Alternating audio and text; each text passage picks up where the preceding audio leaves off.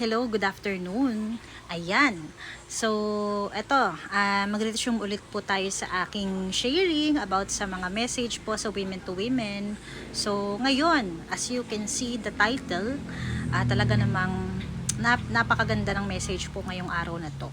So, this has blessed me kanina. So, gusto ko pong i-share sa inyo at ibahagi sa inyo yung message. So, let's just have a quick and brief summary of the message. So, ayan po yung title. Si Dr. Raina Villanueva po ang nag-message. So, thank you Dr. Raina for such a wonderful and blessed, nakaka-blessed po na message kanina. So, ayan, watch, stay awake in the last days. So, andun pa rin sa series ng Ready Hearts, preparing the coming of the King, Jesus.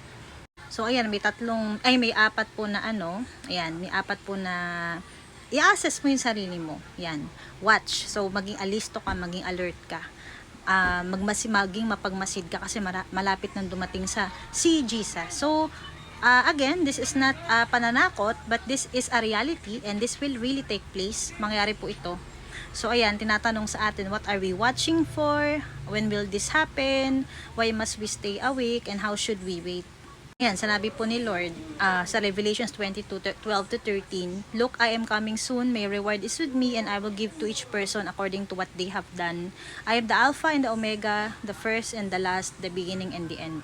Yan, sa 1 Thessalonians 5, verses 2-3, For you know quite well that the day of the Lord's return will come unexpectedly, like a thief in the night. When people are saying everything is peaceful and secure, then disaster will fall on them as suddenly as a pregnant woman's labor pains begin, and there will be no escape. Explanation po ni Dr. Reina dyan is parang kinumpare po yung pagdating ni Jesus Christ sa labor pain ng isang babae na manganganak. Di ba pag manganganak tayo, hindi mo alam Kahit yung OB-GYN hindi alam kung kailan yung exact day or hour or time or date na darating na manganganak ka. Pero ang masasabi lang nila na anytime soon ay manganganak ka na. Nasa kabuwanan ka na Nandun ka na sa season na manganganak ka na. So pagka nakaramdam ka na ng mga frequent contractions, they are signs na malapit nang lumabas yung baby. And sinabi po doon na yung, di ba wala namang pong nanay ang hindi nagsabi na hindi worth it yung kanilang sufferings and paghihirap nila dahil nung nakita na nila yung baby nila, such a joy it is, pure joy. Kahit ako nung nanganak ako sa panganay ko, grabe yung joy, nakalimutan ko lahat ng pinagdaanan kong hirap, yung pain, di ba? Ayun nga, hindi natin alam yung day na yun na darating si Lord. At parang kinumpare yan sa na yung panganganak, hindi mo pwede sabihin, ay, hindi ko na kaya, ayoko na, pwede bang wag na lang akong manganak, pwede bang wag ko na lang ilabas yung baby, hindi pwede yun. Kung expectin mo talaga siyang mangyayari siya, there is no escape. Kailangan mong pagdaanan yung process na yun. So, ganun din sa pagdating ng Panginoon, yung mga pinagdadaanan natin ngayon, they are all the signs na malapit na siya bumalik. So, we have to go through this. Walang exempted, Christian o hindi, lahat po dadaan sa mga pagsubok or sa mga trials na pinagdadaanan natin dito, na lahat po ito ay senyales na malapit na dumating si Lord. Mentras nga po humihirap, they are signs talaga na Jesus is really coming back soon. Ayan, sinabi yung signs of the times which everything is happening na po talaga ngayon. Nangyari po lahat ito, spiritual deception and false messiahs. Di ba may mga naglalabasan na false teachers? Ayokong i-mention pero kilala nyo na yung naka-argument ni Tete Lestay sa TikTok, yan. Yung mga ganon, yung ina-accuse ng mga false prophet daw to, huwad daw to, fake daw, ganyan. So, ang nakakaalam lang si God. So, kailangan po, ang ma-advise ko lang dyan, maging maalam tayo sa Word of God. Yan ang final authority natin. Marami pong tao na pwede silang mag-proclaim that they are the, diba, na sila yung totoong nagsasabi ng totoo, sila yung preacher talaga na dapat pakinggan, pero ang final authority pa rin natin is yung Bible. Yung sinasabi ba nila is talagang biblical, ganyan, makukonect natin yan. Wars, rumors of wars, international and civil conflicts, nangyari na yan. Natural disasters, yan, yung mga malalakas na lindol, like nangyari sa Mindanao, yan. Tapos mga bagyo. Economic resource crisis, ang hirap ng buhay ngayon, di ba? Sobrang, tas global warming pa. Poverty rate rises. Marami pong naghihirap ngayon. Ang inflation rate dito sa Pinas, hindi lang dito, sa ibang bansa. So, signs of the time. So, meaning lahat pala to is mga signs na si Lord ay malapit nang bumalik. Yan, persecution of believers, global evangelism. Dumadami, pansin nyo, kaliwat kanan po ang mga nag-share ng gospel, including me. Di ba? Ang dami na. Kasi, andun yung sa isang Kristiyano na ano ka, na hindi obligado eh. You are being, parang, ano ka na, parang, lalo kang na-motivate, lalo kang na-hype na mag-share. Kasi lalo na kung alam mo sa heart mo na, ay malapit na bumalik si Lord, marami ng taong kailangan makarinig ng gospel. So maha-hype ka. So parang lalo kang ma-encourage ka lalo na magmadali na kasi malapit na talaga. Wala lang sasayanging oras ang mga Christians para magbahagi ng salita ng Diyos sa mga hindi pa nakakakilala kay Jesus. Ayan, family conflicts. Ayan, yung mga nagkakaroon ng broken families yan. Kasi yung una pong tinitira ng kalaban ay families.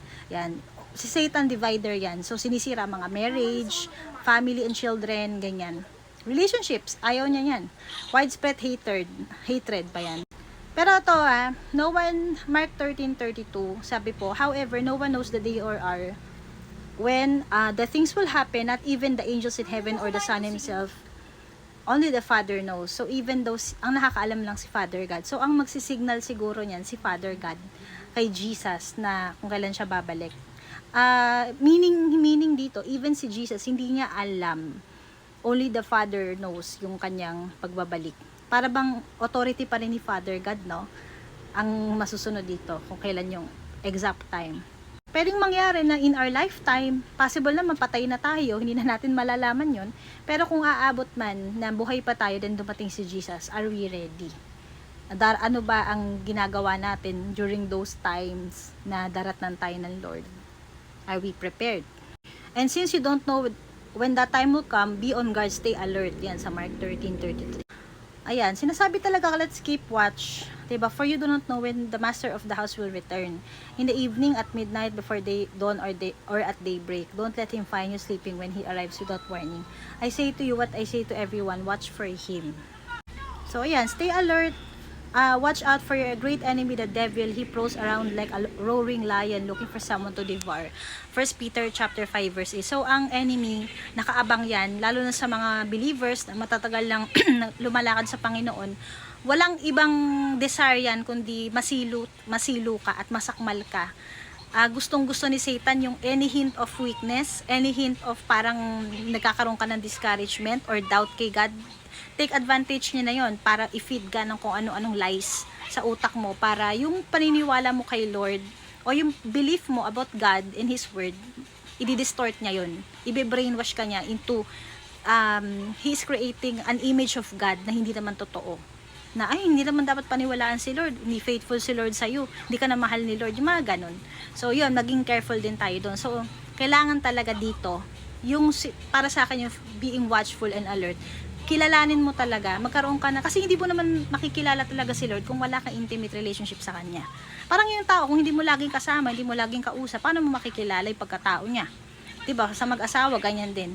Habang lumalakad ka kay Lord, araw-araw, makikilala mo siya na makikilala kung ano yung karakter niya. Yun ang kailangan nating panghawakan, hindi lang yung word niya, kung ano yung karakter niya, na nire-reveal niya doon sa salita niya.